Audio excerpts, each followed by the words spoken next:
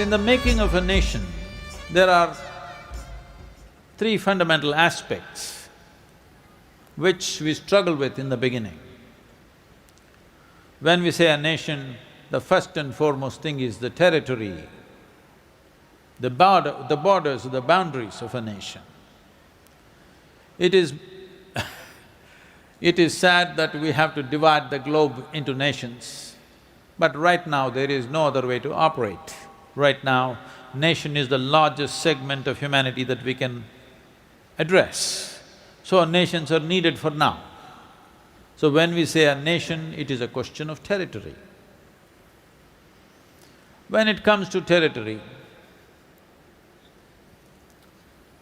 the very first step of starting India as a nation came with breaking up of the territory, not in a geographically sensitive way, simply breaking up of the territory in a most insensitive way, which killed over 600,000 people because the partition took that many lives and millions of lives were uprooted. There is still a generation of people who experienced that. Their memories are terrible. We tore up the nation into three pieces without any sensitivity to the people who existed there. Above all, the success of a nation depends today or for any time. The success of a nation does not depend on its military exploits or political processes, but on the success of its businesses.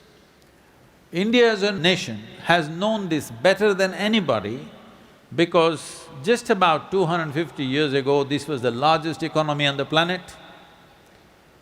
Over 30% of the world's exports were from India. But when we made the nation,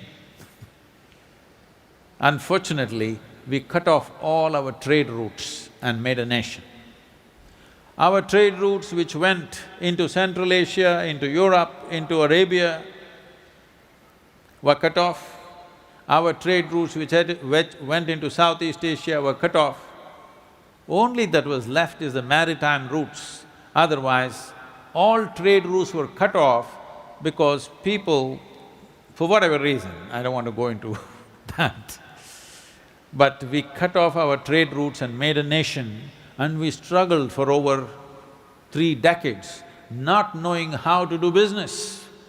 What we had done for over 10,000 years, suddenly we did not know how to conduct business because all trade routes were cut off.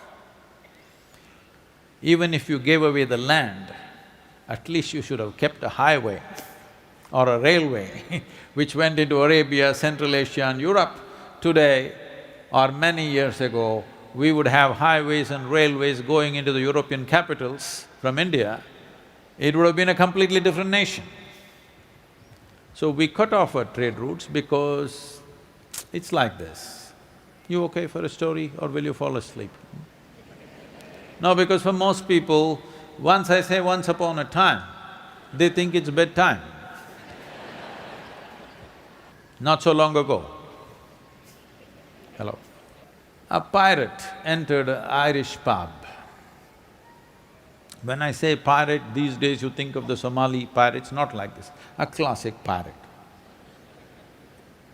So he entered the Irish pub. He had lost his right leg, so he was on a wooden stump.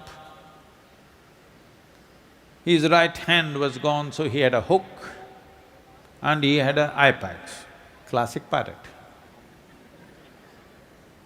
He walked in and sat down and ordered drink.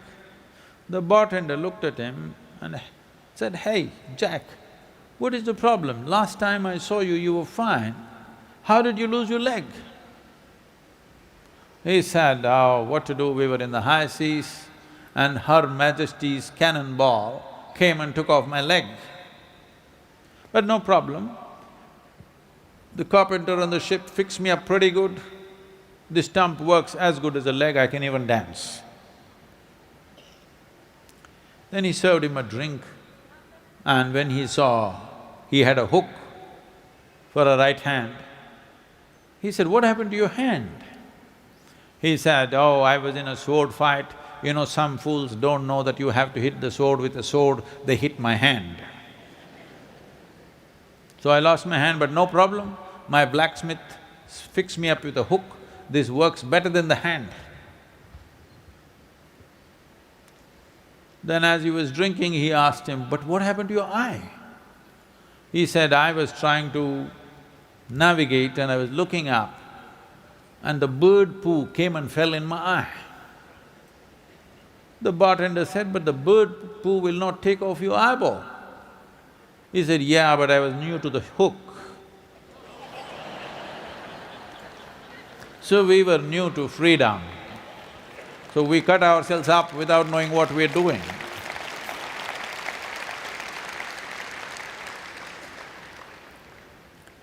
The next aspect of making of a nation is the systems and processes that we follow. Our administrative systems, our education systems, our political system, the executive aspect of it, our military and our judiciary, these are all different systems. When someone occupies a nation, they will form certain systems. Those systems are created for control.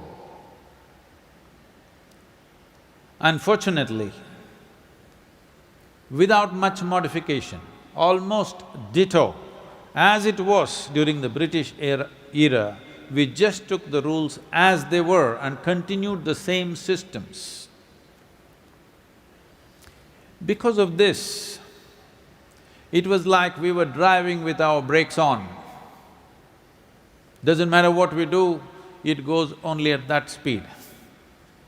It doesn't pick up speed because all the systems were designed to control, never designed to liberate the people.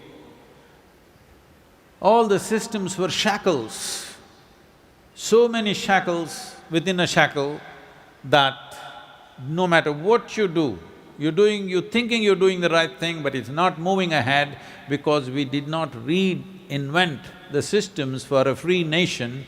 We imported or we inherited systems of an occupied nation and tried to run a free nation. I think India, 1 or 2 generations of people have lost possibilities and have suffered immensely because of these kind of systems.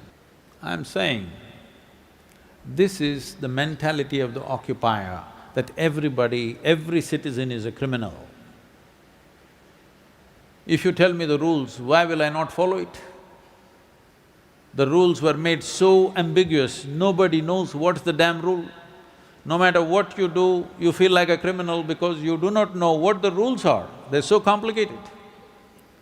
I was talking to a very top corporate lawyer and something they were trying to interpret to me. I listened to this whole interpretation. I believe if somebody says something, I can understand. But I did not understand. So I asked him, "See, you are the top corporate lawyer in the country. Do you really understand what is it that you're telling me?" He said, "No, Sadhguru, I don't understand." I said, "Okay." So even you don't understand, then what is it? He said, "That's how it is."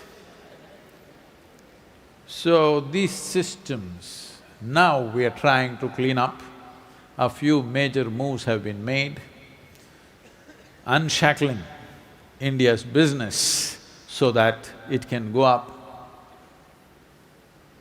It is at the same time going through this endurance test on a daily basis. Indians have become super resilient wherever they go. Running an obstacle course on a daily basis, if you take them to a place where there are no obstacles, they are a super hit. Anywhere in the world, they are going and succeeding in a big way.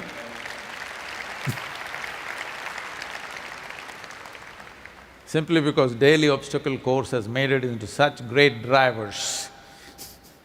With a sixth sense,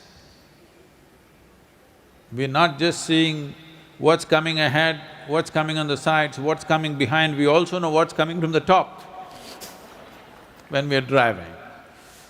So it's fine, but we are coming to a place where these things are being… the structural aspects of the nation are being cleaned up. And the third and the most important thing is the people. See, people are trying to build a nation, people are trying to transform humanity. There is no such thing.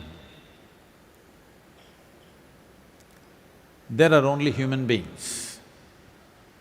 If you want a great nation, you must do something to produce great human beings. There is no other way.